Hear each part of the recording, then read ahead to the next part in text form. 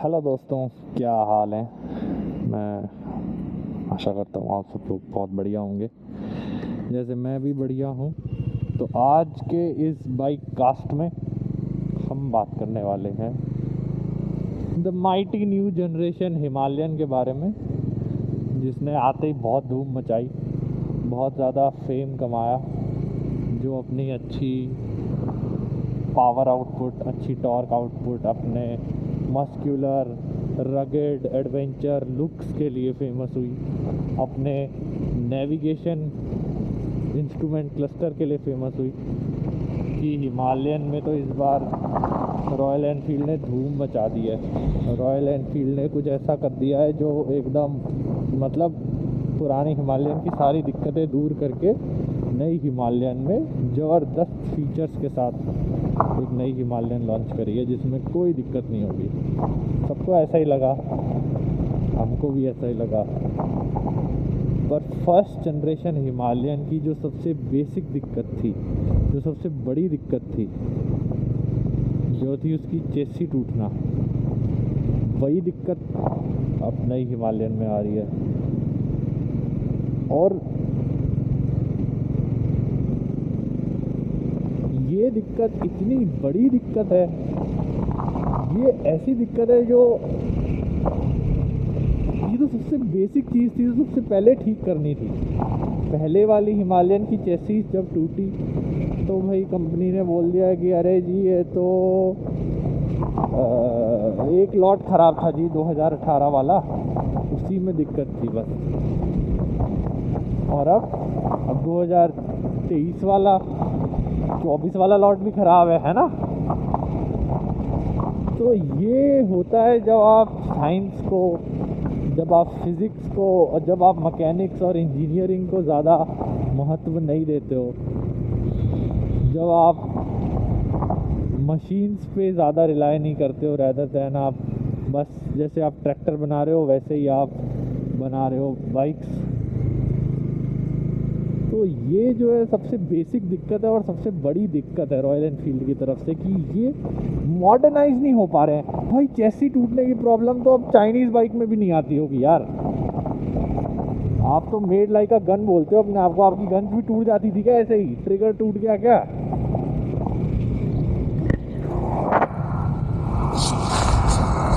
मतलब this is so much disappointing. Royal Enfield जैसा brand जो इतना फेमस है all over India, all over world, और यूएस में इतना ज़्यादा एक्सपोर्ट करते हैं बाइक, ये इंडिया में तो बात दब जाती हैं। आप कुछ भी रीज़न दे देते हो कि जी 4 बोल्ट ढीले थे तो चेसी टूट गई, बाहर नहीं चलता ये सब। उनको वहाँ पे फिर जब बेइज्जती होती है तो बहुत तगड़ी होती है। पता नहीं क्या है। अभी वाइब्रेशंस को लेके भी बहुत बातचीत आ रही है, इसके ऊपर वाइब्रेशंस को लेके बहुत कंप्लेंट आ रही है।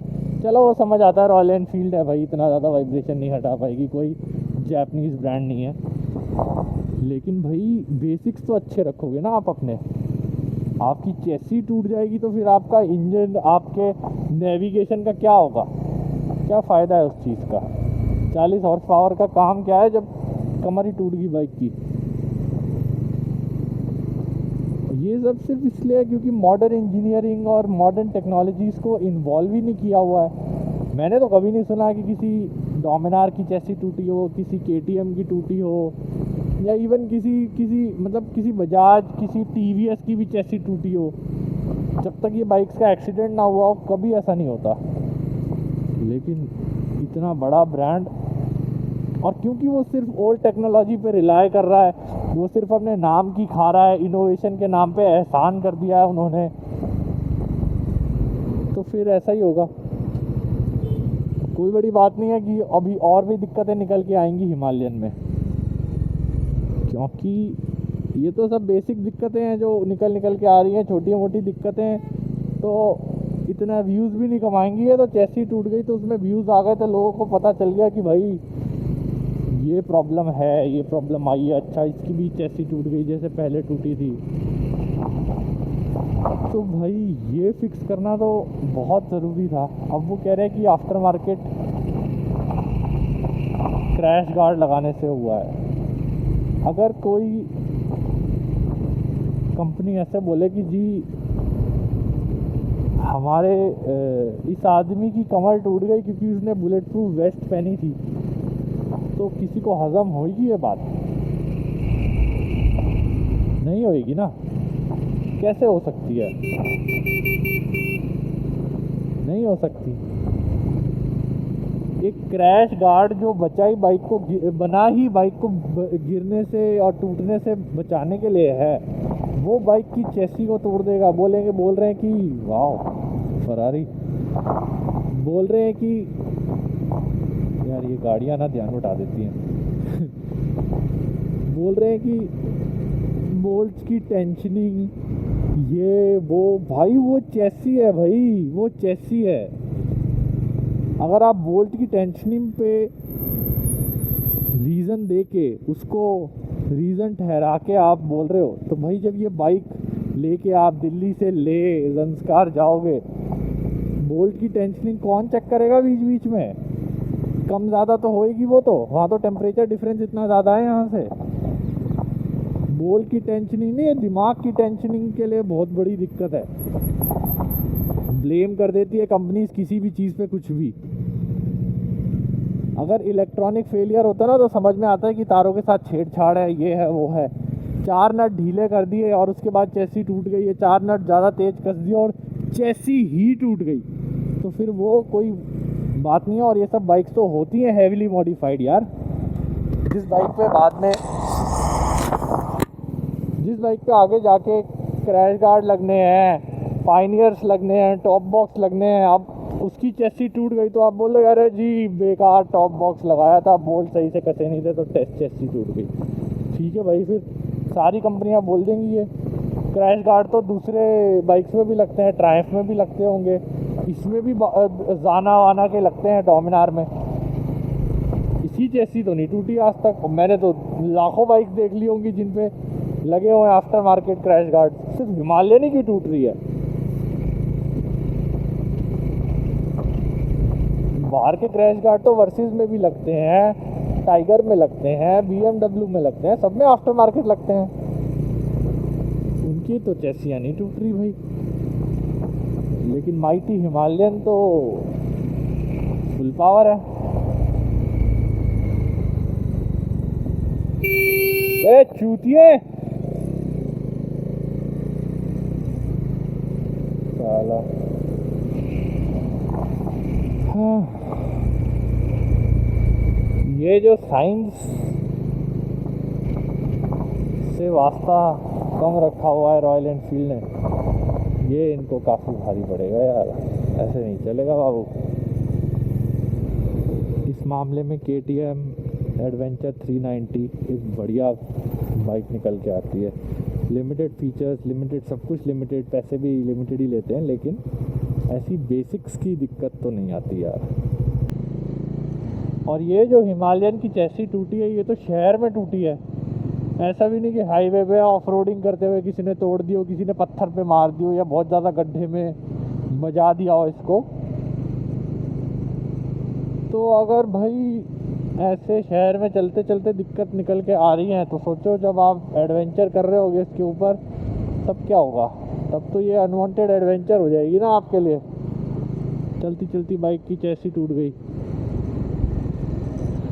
और ये दिक्कत जो है ये हिमालयन में क्यों पॉपुलर है? क्योंकि हिमालयन ही एक ऐसी बाइक है रॉयल एनफील्ड की जो बढ़िया तरीके से लोग टेस्ट भी कर लेते हैं, जिसकी रगेडनेस को टेस्ट भी किया जाता है। वरना क्लासिक से, मीटियोर से तो कोई एक्सपेक्टेशन रखता ही नहीं है। वो टूट गई तो टूट गई भाई, कोई बात नहीं, ये तो ऐसी है। तो ये तो ऐसी बाइक होगी ना कि भाई 30-40 साल पुरानी बाइकें होंगी ना, चेसी तो उनकी भी नहीं टूटती होगी। आप सोचो स्प्लेंडर जैसी बाइकों पे कितनी मॉडिफिकेशन करी जाती हैं, जिस पे लोग दूध बेचते हैं, जिस पे लोग भर भर के सामान बेचते हैं। चलो स्प्लेंडर छोड़ो, आप मोपेड ही देख लो, पीछे इतने बड़े लोहे के एंगल लगा के जो उन पे कैरियर बनाए जाते हैं, अगर उनकी चेसी टूटने लग गई तो वो तो भाई ख़त्म हो जाएंगी बाइकें। तो आप सोचो कि चेसी इतनी बेसिक चीज़ है जिसको मोपेड तक में स्ट्रॉन्ग रखा जाता है। और वहीं हमारे पास है एक, नहीं चलते, वहीं हमारे पास है हिमालयन।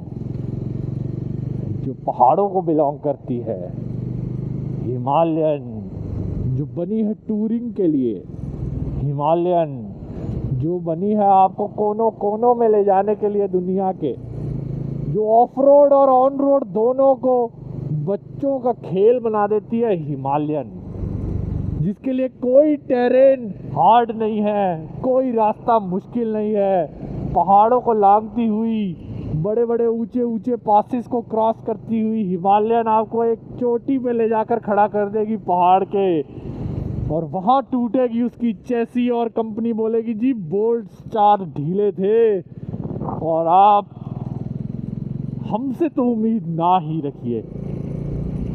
हिमालयन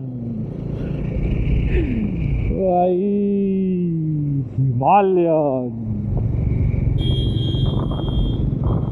सुंदर सुंदर व्यू दिखाएगी आपको हिमालयन, और पता नहीं क्या क्या दिन दिखा देगी हिमालयन। तो दोस्तों अगर आप मेरे से एग्री करते हैं तो मुझे कमेंट्स में ज़रूर बताना, और अगर ये सच में 4 बोल्ट की दिक्कत है, क्योंकि मैं तो भाई इंजीनियर नहीं हूँ पर मैंने साइंस ज़रूर पढ़ी है 12वीं तक, तो मेरे हिसाब से तो ये कुछ बोल्ट ढीले होने से चेसी टूट जाए ऐसा तो नहीं होना चाहिए, जब तक वो चेसी में ही, चेसी के मेन पॉइंट पे जो मेन जॉइंट्स है वहाँ कस रहे हो, जाके आप वहाँ छेद कर रहे हो, मुझे नहीं लगता तब तक चेसी टूटेगी। तो दोस्तों आपको क्या लगता है इस बारे में मुझे कमेंट्स में ज़रूर बताना, चैनल को सब्सक्राइब किए बिना मत जाना। मैं आपको मिलता हूँ तब तक अगली वीडियो में, अपना ख्याल रखिए, सेफ रहिए। जय हिंद दोस्तों, जय हिंद। सब्सक्राइब।